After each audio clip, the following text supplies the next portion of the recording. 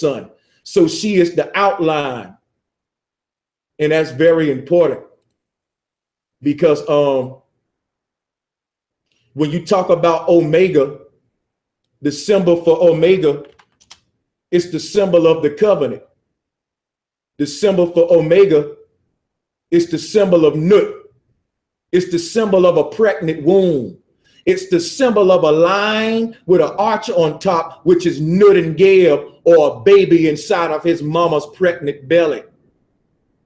Why can't we acknowledge this and have reverence for this?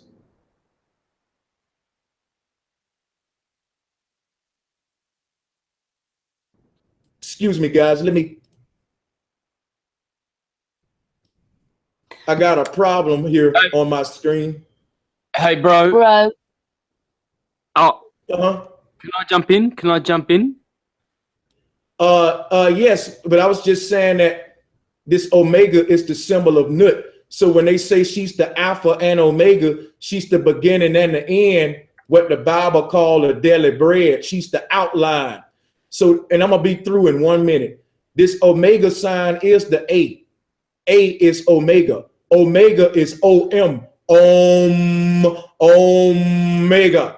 Dealing with the woman. OM is woman. It's omen, which is a covenant, because this is a covering which covers Geb. She's our protector, the night sky. All right. So is in the word tomb and in the word womb, dealing with the womb or the omen. The covenant is between man and Mother Nature, or the womb, and we must get back to that. She's the Alpha and Omega. Now, that's what we're looking at with the yin yang, and I'm about to let you guys speak on it. But I just wanted to point that out about the Omega and all of that. She's the Alpha and Omega. Bro, I think that Santos has to leave in a minute. That's what he was trying to tell you. He's got to go. Santos? Yep. So I'll just jump in. So yes, that Om is correct. Atom means mother. Backwards, Atom is spelt Mota, which in Sanskrit basically is mother cow. The cows of the Taurus fields. Okay, so Atum is not masculine. It is our mother who art in heaven. Now, just one favor, can I ask Bro Sanchez before I go? You had a beautiful slide there of Maat with her wings outstretched, and she had 12 symbols above them just after you posted the Last Supper and showed the origin of the Last Supper. Can you send that to me? You want me to email it to you? Yes, I want that image. Okay, I think it's probably one of these, right? That one. Yes, I want that. Okay, yeah, I can send that to you. Thank you. Because and this yeah, please go ahead.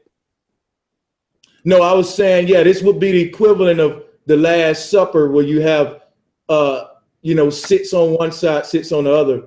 That's why I think he was going. Yes, it is. And I just want to recommend two presentations that I've done recently that I think might interest you. One's called Julian the Emperor, the last pagan emperor of Rome. Okay, so Julian the Emperor, go into my Mr. Astrotheology YouTube channel. And another one I would love for you to watch is Etymology and the Futhark, F-U-T-H, A-R-C. You pull that up and you'll find those two presentations.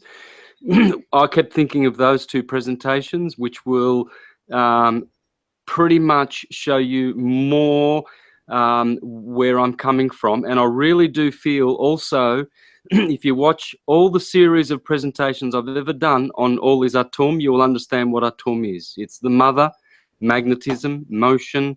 It's the universal driver. It's definitely the feminine magnetic force. And I call that Radharani, Mary the Virgin.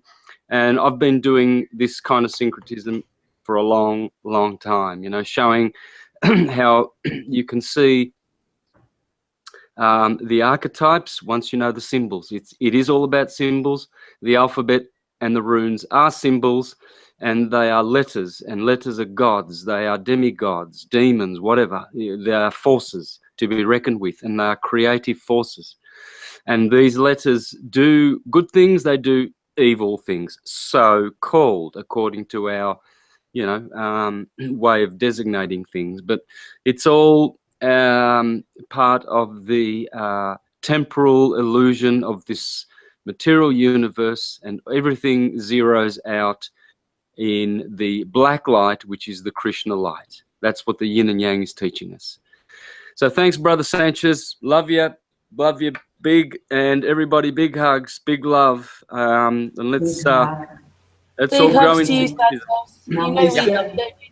Hey, Santos, I love you, my brother, and I can't wait to do a lot of more collaborations with you, because we challenge each other and we bring more stuff to the surface. I can't wait to hook up with you again. Thank you. Yeah, for sure. Okay, guys, big love. Big hugs, Santos. Big hugs. Namaste. Thank you so much. Can I share something with you guys real quick? Yes. Sure you can. You see, the stuff that I uncover in my quiet time plagues me. And if I can't come and share it with y'all, man, it just burns up in me. I want to share my newfound discoveries with my brothers and sisters. And that's why it can seem like I'm long-winded.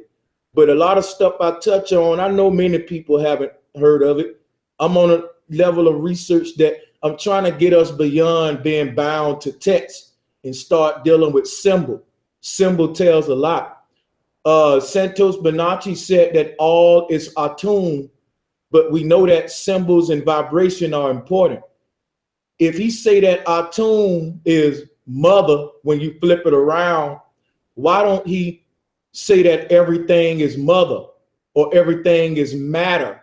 Because mother is matter and everything matters. We say that all the time. Life matters. Everything matters. We're made of matter, but we're made of mother. We're made of our mother, which is matter. The earth is matter. We can't escape matter. There is no antimatter. There's just the least forms of matter, but everything is everything. And what I mean is, when we refer to attuned, for example, Santos said, all is attuned. That's false. And it sends people into pharaonic worship, because Atum is a literal deity that replaced the mother. As you can see, when they desecrate things, they flip them backwards. So Atum is a name of desecration of the mother. It'll be like you going to LA and crossing out a gang sign. That's disrespectful. When you flip the word mother around, that's blasphemous and disrespectful. So what we got to understand is disrespectful, because it's a way to hide the truth by giving you a representation of that truth, which is going to lead you astray. It's a synthetic mediator. And if the mother is the source and Atum means mother, why don't we teach the meaning of it instead of saying all things are Atum or all is Atum? That's false. Santos, to me, contradicts himself, because, and I'm not being disrespectful, I'm being real. I'm saying, because he says that Atum, he says, Brother Sanchez, you're right, man. It's all the great mother. Atum is really the mother goddess. Then why don't Santos teach about the mother goddess like I'm doing instead of about Atum? Why do he exalt and glorify scriptures in the Bible and the worship of the Pharaoh and the sun gods and Atum when that goes against the great mother? That breaks the covenant.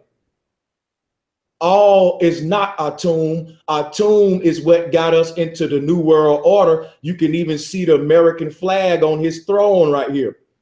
So I'm going to tell you, the more people wake up, the more Santos is going to start to be questioned, because people want to do away with this New World Order patriarchy. And Santos has a lot of teachings that glorify this system. especially when you say something like all is atum. No, all is matter, and everyone matters. Everyone is important, and everyone is made of matter, and matter is mother. So, you know, that's something we got to deal with, that atum represents the desecration of mother. She's the Alpha and Omega. That's why her wings are spreaded like that, meaning Mother Nature rules over us, not man, not biblical books, not Qurans, not none of these theologies. This is what balance is, and it can't come through male rulers. So before I pass the mic back, when I talk about Alpha and Omega, how Nut encloses Geb, how this dark fish encloses the white fish, and there is no equality. The woman, it rules. There is a matriarch system here. Women, you the main ones need to be continuing my teachings. You the main ones. We need you guys to restore the balance. The balance is the ball lance, the lanced ball, which is the yin yang, the sperm inside of the egg. It's the lance that lances the bow. The bow is the band. That's Nut. Geb is the lance. He's the arrow laying out flat. He's the masculine that penetrates the bow. The penis is the penetrator. Penis penetrates. Venus or vaginas absorbs. And that's what the darkness does. It absorbs the light, which shines linear and penetrates the darkness. So it's the primordial source, the darkness. The darkness is equivalent to stillness, and it's the mother of all movement. It's equivalent to silence and the mother of all sound, and it's equivalent to zero, which is the mother of all numbers. So if you look at this yin yang, zero is the outline of this structure, and it's more dark than light. And Nut represents zero, or the band or the bow, and she's dark. So when earlier Santos Bonacci was talking about odd numbers and even numbers, he started off the numbers at 1, but the numbers start at 0. 0 is the first even number because it can go into all the numbers, and all of the numbers can go into it. So you start off with 0, which is an even number or feminine number. Then you go to 1, which is the male. That's the light coming on. Let there be light. Then you go to 2, which is another number of the feminine.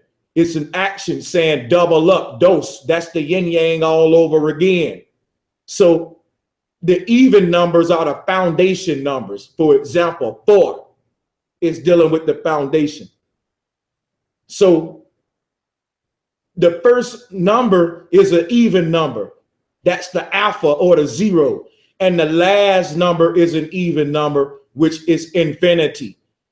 So even numbers are the alpha and omega. The beginning and the end start with Eve, or the woman, or the darkness, which represents the even numbers. As you can see, it encloses the entire yin yang. It's more darkness than light, because 0 is the house of all the numbers. 0 is darkness, stillness.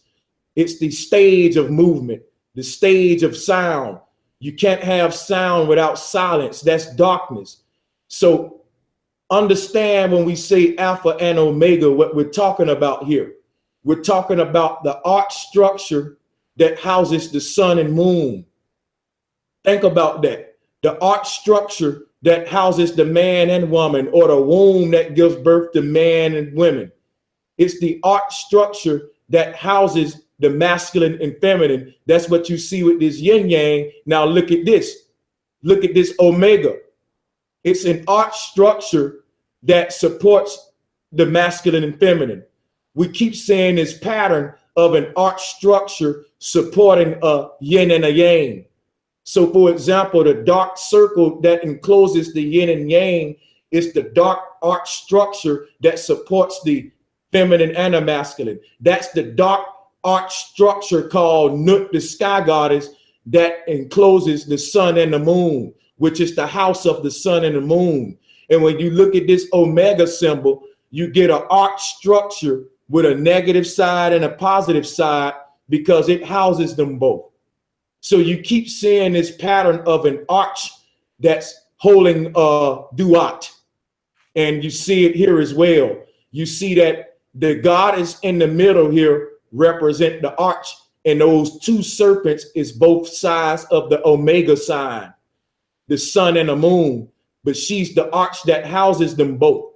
And that is the yin and the yang, but she is the dark circle that splits them at the middle and also covers them on the outside. So she fills us up within and also covers us on the outside. So when you walk outside, what covers the entire earth, including all of us, is darkness, the darkness behind the stars.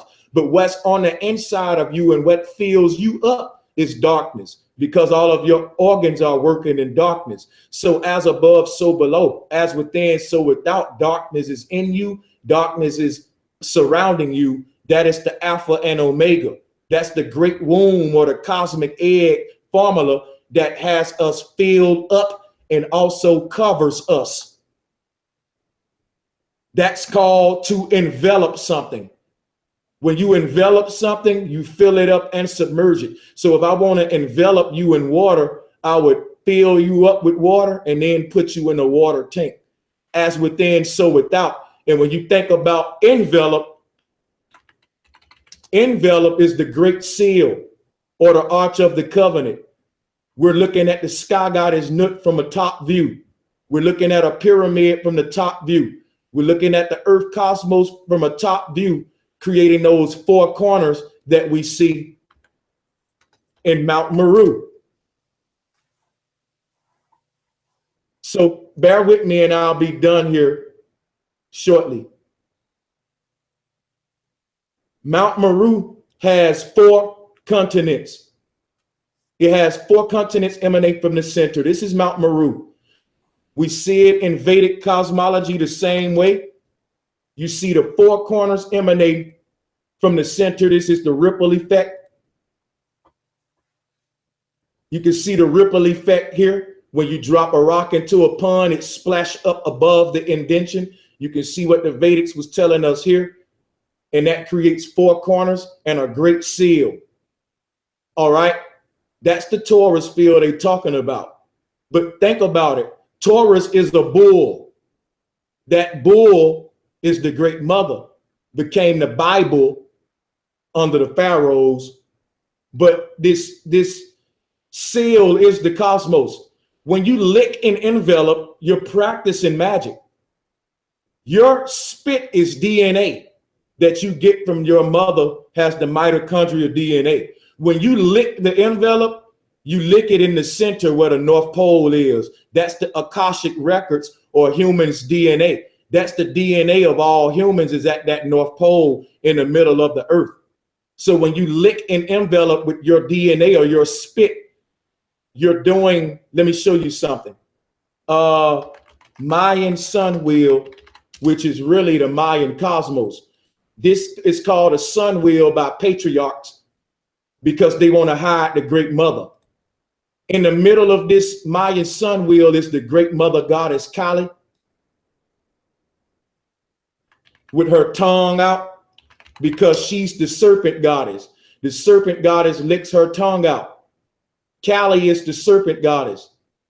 Here she is right here. She has her tongue licked out and she has 4 arms because she represents Mount Meru. So let me go back to Mount Meru. This is Mama Kali with her 4 arms. That pole in the middle is her tongue sticking out. So her tongue sticking out is the North Pole. She represents, her body represent the North Pole, and those 4 arms represent the 4 corners or the 4 continents that emanates from the North Pole, or the ripple effect that the singularity gives birth to. Now, when you look at Kali with her tongue out surrounded by those 4 corners, you're looking at cosmology. And it's the same thing when you look at Kali with her tongue stuck out, surrounded by the 4 arms. When you turn to the Mayan Aztec excuse me, when you turn to the Mayan cosmos, what they call the Mayan calendar, you have the goddess with her tongue stuck out with the 4 arms or the 4 corners. The Mayan was saying the same thing that the Hindu saying. The Hindu gave it to you the same thing in the form of Mama Kali. You see, she holding a trident. She became the devil in the Bible, y'all. This was cursed. This beautiful science was cursed in the Bible. And that trident was given to the devil. That's why we got to get out of the Bible and go back and hear what the serpent was saying. She's the serpent that was speaking on the tree. That's why her tongue is out just like the serpent. Okay. Now those 4 arms are the 4 corners, and the Mayans was telling us the same thing, guys.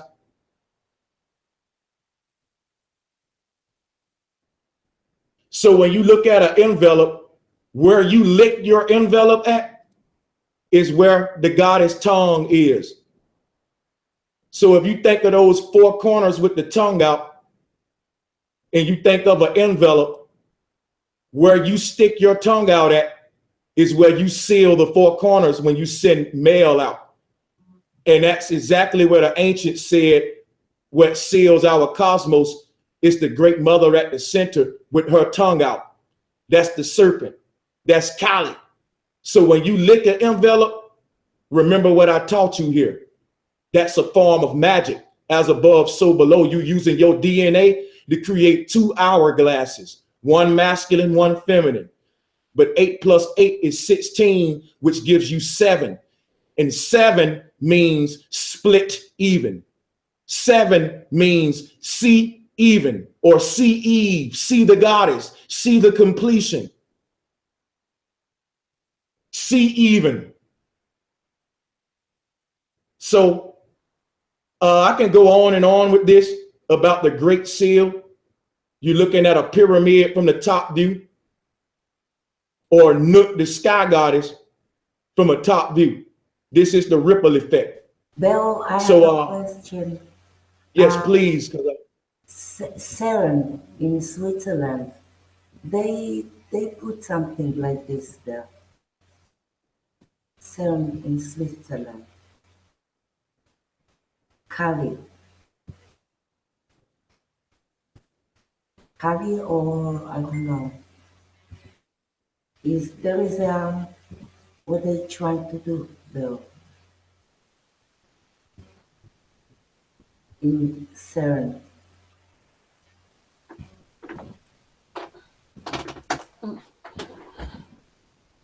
You're saying that looks very like CERN. Is that what you're saying you did? Yeah, this Kali.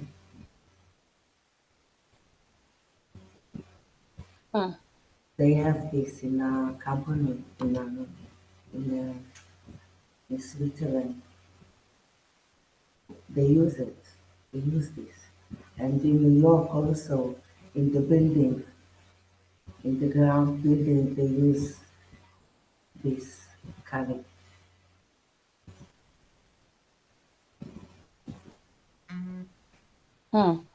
Yeah.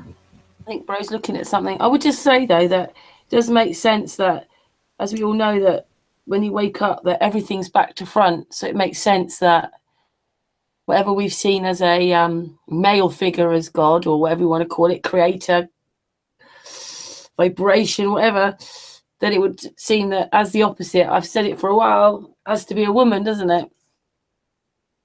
So that means that it's more, this is all about the feminine side, not the masculine side, which is what Bro's just been explaining to us. It's such a deep subject. You'll never be finished. A lot of men would disagree with that because they don't understand. I just want to clarify something. I don't mean to cut you off. Because when we acknowledge the feminine side, yet to the men who disagree and want to compete with your mamas and want to challenge the womb that you come from, just hear me out. Your greatness is in her. For example, Mother Nature is a mother, is not Father Nature.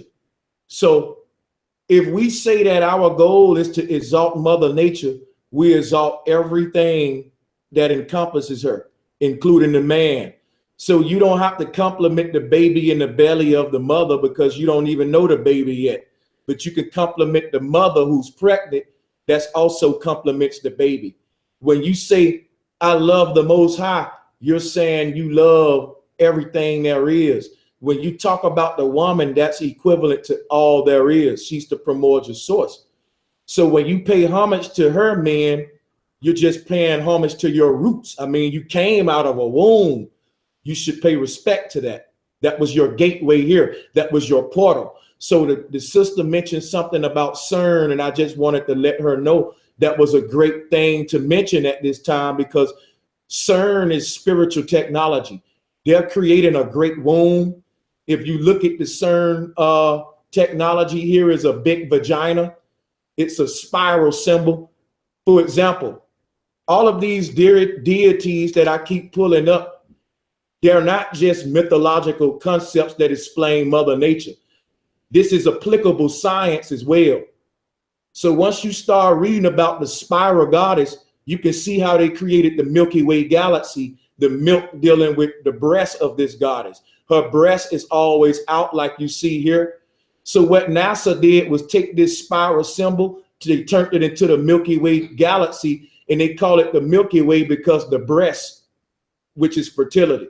But if you look at CERN, it's just this spiral concept of GAN. Now, we ain't got to get into the literal science, what they're doing on a technical level. We can sum it all up by saying what they're doing at CERN is trying to create something new. They're trying to create a new thought. So for everybody who was wondering what CERN is about, let me break it down to you real quick. They're creating a synthetic womb. They're creating a synthetic Mama Kali. So earlier I was showing you the Mayan calendar here with the Great Mother with all the arms around her and the goddess Kali. And when you thought of CERN, that let me know that you're resonating with this information, because this is the robotic Kali. This is artificial intelligence to mimic the goddess. So what they're going to be able to do with CERN is create new worlds, something that hasn't been done since this world was created. There hasn't been a such thing as an original thought, and they've been trying to create original thoughts since the beginning of time. What they're finding out is that we can't create original thoughts. We can only create thoughts that's based on the primordial thought that created us. In other words, humans can't create nothing that the creator didn't create. We can't outdo that which created us. And that's the thing that man has been trying to do, but realize time and time again that it's impossible to outsmart the Most High. So CERN is a synthetic womb where they're trying to create their, recreate the darkness behind the stars. So darkness is not a color. Black is a color. Darkness is a force. It's the primordial force of all elements. So water, wind, fire, all of these elements come from El, which is darkness. So elements are born from El, just like numbers are born from zero. Darkness gave birth to all the elements in our reality. And that's why when we create, we have to use water, fire, earth, and the elements in order to create. In fact, we are composed of the elements, which are the primordial thoughts of the Most High, which is the darkness. So an original thought can't exist. You can only have thoughts and dreams based on what the creator already done. You can't outdo the Most High. But what CERN is man's attempt to outdo the Most High. It's their attempt to cause a ripple effect in our reality. So that ripple effect I spoke of earlier, how the cosmos was created by the Most High having an idea in darkness and it giving birth to everything we see. They're trying to have an original idea within the Most High's idea. And what'll happen is their world will bust out of the Most High's original world if they achieve this. So if they achieve what they're trying to achieve at CERN, they will be successful at recreating